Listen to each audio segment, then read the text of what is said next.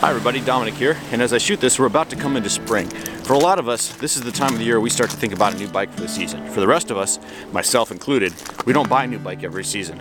I can't afford that. So we gotta make sure we get the decision right the first time. But before I get started, keep in mind that this is my process. You need to find a process that works for you. That said, if you're faltering and you're not scared of a little paralysis by analysis, this is how I do it. The first thing you need to know is who you are and how you ride. This is a big purchase and you don't want to be stuck. If you've already made a big bike purchase in the past and you're coming around for a new bike or an updated ride, you already know who you are and how you ride. But if you're the type of person who thinks that buying the latest expensive bike will make you ride more or even ride better, you're in for a rude awakening. So, ask yourself, what types of trails do I ride? Flowy, smooth trails? Well, then you don't need a downhill bike. Steep, technical trails? Well, you might find that XC bike is a major disappointment. Basically, what you want to do is you want to rule out any type or category of bike that is going to not apply to you and how you ride. Let's take me, for example. Currently, I ride a 2014 Santa Cruz Bronson C. Prior to that, I rode a 2013 Hero Flightline 2. The Bronson is a $5,000 category bike. The Flightline is a $500 category bike. And I rode the piss out of that Hero. All in spite of the fact that the frame was too small, it had entry-level shifters, entry-level derailleurs, an entry-level shock, and fake brakes. And by that I mean they were mechanical, not hydraulic, and there's a world of difference between mechanical and hydraulic. I was constantly breaking things, popping tires, but in its defense, I rode the thing on my local technical trails as hard as I could. Before that, I had a never-ending exchange of Craigslist specials, so this was a major upgrade for me. Now, after a year on that bike, I learned something. I love mountain biking. Now, if you don't love mountain biking for the sake of mountain biking, you're not going to love mountain biking for the sake of a $5,000 bike. So don't buy a bike thinking that you're going to ride more. Buy a bike because you do ride more. Now for the how. First up, analyze what you have now and what you do and you don't like about it. For me, as an example, I knew from riding a crap bike with crap components that there were certain things I had to improve on in my next bike. Chief among them was the rear derailleur. Now, I need to note here that I live in the morning shadow of a ridge that forms the Lehigh Valley in Pennsylvania. I ride a lot of steep, technical trails, and I'm constantly making micro-shift adjustments on that rear derailleur. My entry-level components were not cutting it. Every couple of weeks I needed a tune-up, and that's annoying. And if you have a busy life, that's a major deterrent. I don't care at all about the front derailleur. It's been said in many places that the only good front derailleur is no derailleur at all. Now, I don't exactly hold to that, but adjusting the front derailleur is an art, whereas the rear derailleur is a science. For me, I spent so much time in those low gear ratios to climb that I used those gears the most. The front derailleur was almost never used on those steep technical climbs. Another component was braking. My Hero had mechanical disc brakes. The power was limited to it. I could deliver. One ride on a bike with hydraulic brakes and I knew that was a much safer way to go. Now, I'm big on saying that you should never let your line of sight exceed your stopping distance. So if you associate speed with fun, you're going to have more fun if you can ride faster. But to do so safely, you're going to need good brakes and be able to stop quickly. Now for the nuts and bolts, the spreadsheet. I know not everyone is a spreadsheet junkie, but there is no better way to remove your emotions from the decision at hand. There will be a link to the spreadsheet that I used the last time I bought a bike in the description below. Hopefully you find it helpful in making your decision. First up, I made a list of every possible component and feature that I could think of. I made sure this list was more or less universal across all the different bike manufacturers, and I placed that information on the far right side of my spreadsheet in the first column. Then I filled the information in on my current bike. And now for a little color. Here's my color code and my logic. Red is stuff that I don't like. Yellow is stuff that I was neutral about. And green is stuff that I liked and or I wanted.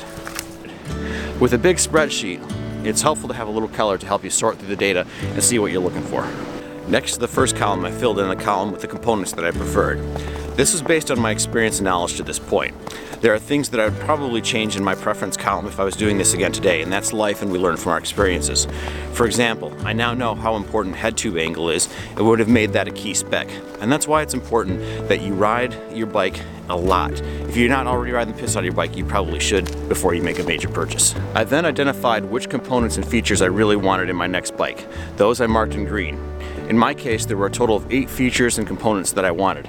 I then created a top row with a top total score of 8 points.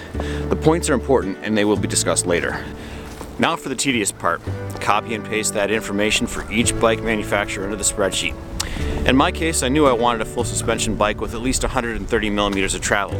That being the case, I only collected information on bikes that matched that criteria. A lot of manufacturers offer each of their bike frames in multiple tiers.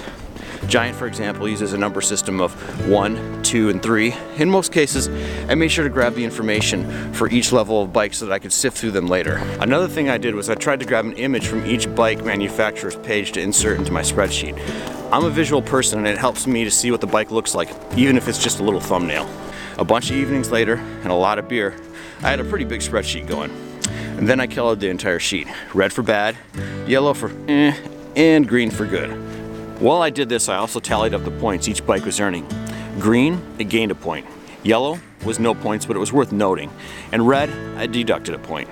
One thing to note on the color code system is that although the goal of my method is to remove emotion from the process, we are in the end human.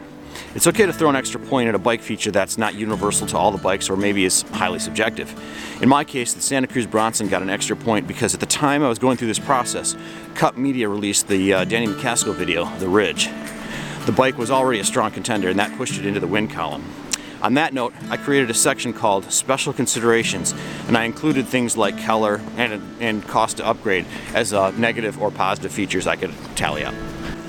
Up until this point, the analysis has been all about the bike's features and components. Now it's time to bring cost into the equation. While I was collecting specs on the bikes, I was of course recording the cost. It took a little while for me to come up with a way to do this, but in the end I simply divided the cost by the score I'd given the bike. I called this Dominic's Cost Weighted Score. I put my name in there because branding is important these days. With this equation, the bike that had the number closest to 0 was my top scoring bike.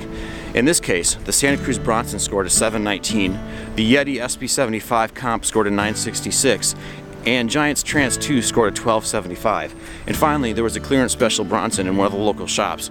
With the price on that bike, it scored at 592. During this process, I demoed a bunch of bikes, including the Cannondale Jekyll, the Giant Trans, the Trek Fuel, and of course the Santa Cruz Bronson and the Santa Cruz 5010. The Bronson and the 5010 were among my favorite bikes to ride, so when they scored so high in my sheet, I was absolutely elated. The decision was made for me, the Santa Cruz Bronson in a carbon fiber frame. Now some thoughts on when to buy. If you have the time and money to wait it out, then buying in the off-season is a great time to buy. You're probably going to have to abandon any form of loyalty to your LBS, and this is because you'll be buying what the bike shops have left over and want to move to make room for next year's inventory. The advantage is that you can usually make a pretty good deal. I talked down my Bronson from the plus or minus $5,000 mark into the low $3,000 area. I had cash on hand and I paid with cash, and I literally mean paper money. That helps to sweeten the deal. Of course, it helped that I also had discounted it down from the original MSRP, but there was still room for negotiations. If you can't wait it out, or you want to stay loyal to your LBS, then just knowing what you really want will make the difference between regretting and enjoying the new bike in a year and hopefully years to come. One thing that I've not really talked about is the importance of riding these bikes before you buy them. I strongly recommend that you try a demo bike somehow, either at a demo event or a demo rental bike. Do not spend $5,000 on a bike that you're not allowed to ride anywhere but the parking lot. If you've never been to a demo event, I have a series of videos on my channel that feature my first ever time at a demo event. You can check it out and get a feel for what a good demo event is like. Some bike shops will rent a demo bike on a daily rate. Often the money that's spent on that bike is applied to any purchase you make with them. And even better, you get to ride these bikes on your trails. That will make a true apples to apples comparison with all the different bikes out there. I've even rented 2 demo bikes at one time to get a final comparison when I couldn't make up my mind. You might find that a bike matches all your criteria on paper, but when you ride it, it's not what the stats led you to believe. I know this is a lot of information to absorb, and it was a bit of a long-winded video, but buying an expensive bike is a major life decision for most of us, so let's get it right the first time. You might not need to be quite so detailed in your analysis, but if you find the choices are overwhelming, it's helpful to find ways like this to narrow down the options to the bike that's right for you.